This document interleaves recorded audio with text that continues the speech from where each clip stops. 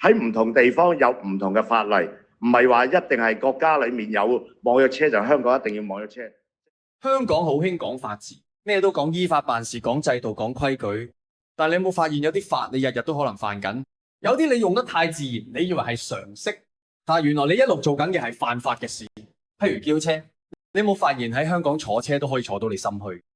即係你用開幾年，用到你懶得再打的士電話號碼嗰個平台，原來一直都唔合法。咁你唔合法，你又唔講，你又唔禁，你又唔拉，又唔係成日拉，結果變成一個城市集體扮唔知嘅遊戲。你答，我睇住你答，我知道你答，但係我唔喐。咁係咪代表所有人都係犯法中有共識，冇法律中有默契？香港政府成日講創科智慧城市 AI 元宇宙 Web3 都講到頭頭是道，講到嚟緊交通要自動駕駛，要智能感應，要無人機送外賣。但係講到叫車，你唔好用 app， 你最好用心或者揾條毛巾揮兩下。而家政府竟然仲話要加強打擊非法白牌車，點解？因為的士業界話唔掂，話每日生意跌晒，仲要話會罷駛。唔好意思，你唔罷我都唔答啊，因為你最大嘅超能力就係唔載人。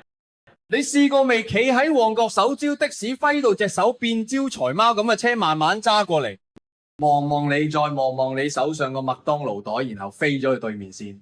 你仲未開口講地點，佢已經幫你決定咗你唔值得載。你以為你係乘客，唔係，你係參加緊一個叫估你想去邊嘅遊戲。贏咗先有資格坐車，輸咗就再等15分鐘，然後再俾人拒載多次。咁呢種服務質素咁嘅揀客文化，然後你要我堅持支持的士，唔好意思，我雖然唔係精英，但係都識分辨選擇權同自我羞辱。政府口講創新，落手又做拖延。白牌車問題講咗10年，立法冇試驗，冇透明，冇得個研究緊3個字。你唔係研究，你係扮緊有做嘢，實際上唔喐手。而今日最震撼嘅畫面就係智慧出行聯合商會主席周國強對住記者爆喊，係咪要逼到我哋全部人要自殺？呢句說話唔知係講緊政策有幾殘忍，定係的士業界有幾無助，又定係香港政府喺法律與創新中間不作為，搞到每一個人都企喺制度縫隙邊緣揾生存。佢講多一句，唔係國家有網約車，香港就一定要有。原來你都知香港唔係咩都可以照搬中國，咁你就講清楚啦。唔好一講創新就話唔啱，香港一講封關就話中央叫做。最荒謬係的士業界話市道太差，但問題係你唔解決服務質素，唔提升體驗，只係想政府幫你打對家。咁到底你做緊嘅係生意定係要做保育項目？人人都知唔妥，但係人人都繼續用你話犯法，呢個手法。但係原來守一條冇人理、冇人執、冇人敢講清嘅法，係香港人最高階嘅默契。多謝大家。